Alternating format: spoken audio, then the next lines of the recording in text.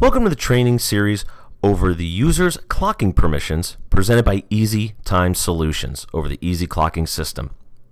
This tutorial is going to walk us through setting specific information for our employees in order to allow them to log into the system and clock their time. There's a lot of options here, and please keep in mind from the very beginning that any of these can be applied or do not need to be applied. But whatever changes are made, they do need to be saved. As you'll see on the bottom, we do have the save button. Please make sure that you save everything at the very end. Let's start at the very beginning in the top of our screen. We can allow our employees to clock in by using a PC. We can also allow them to use one of our Easy Clocking USB fingerprint scanners. If we allow the user to clock in by PC, we can also set it to what specific IP address they are allowed to use. We could set this as several IP addresses, we can set it as none, or one specific. Again, lots of options. Then we go below.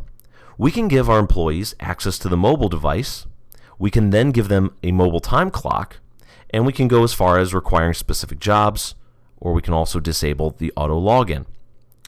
Several options under here. If we allow mobile device usage, the employee can access their time request for leave. They can also access their time cards and their schedules, as well as several other functions. If we allow the mobile time clock, the employee will then be able to use their phone as a clocking device to clock in and clock out. With that said, on the right-hand side here, you'll notice a long sequence of numbers. This is locking down the employee's cell phone so that they can only use one device. They will not be permitted to log into a second device as one is registered, unless it is registered priorly to the employee. In one case, maybe they could log in from their iPad or their iPhone if it has been allowed. This will need to be set up by the administrator and cannot be done by the employee. By default, the system will only allow them to have one device at a time. We can also set the phones to allow you to log in from specific geolocations. Please keep in mind that no matter where an employee clocks in from using a mobile device, if that is allowed, it will always track their geolocation within several feet. If we set a specific location, we will go into the system and set up a geofence around a specific point to a certain degree of variance.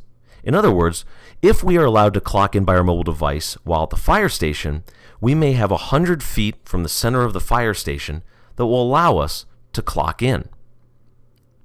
We can turn these on and off as a 1-to-1 ratio per user. Down at the bottom, we have the single logins for registering for time clocks. We can also bulk upload from the time clocks, as we'll discuss in a later trainings or in our video tutorial series. In order to set the levels, we need to set two things. First, what level of access is an employee going to have? The vast majority are going to be set as an employee. We then go down, and from the left-hand menu, we'll select what clock we would like to add, and we'll click the arrow in order to add this to the clocks that they are allowed to use.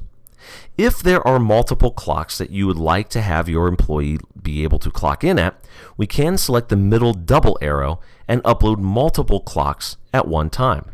Please keep in mind you do need to save after every instance you change. This includes changing the level of access to the clocks. The next step will be obtaining the biometric data.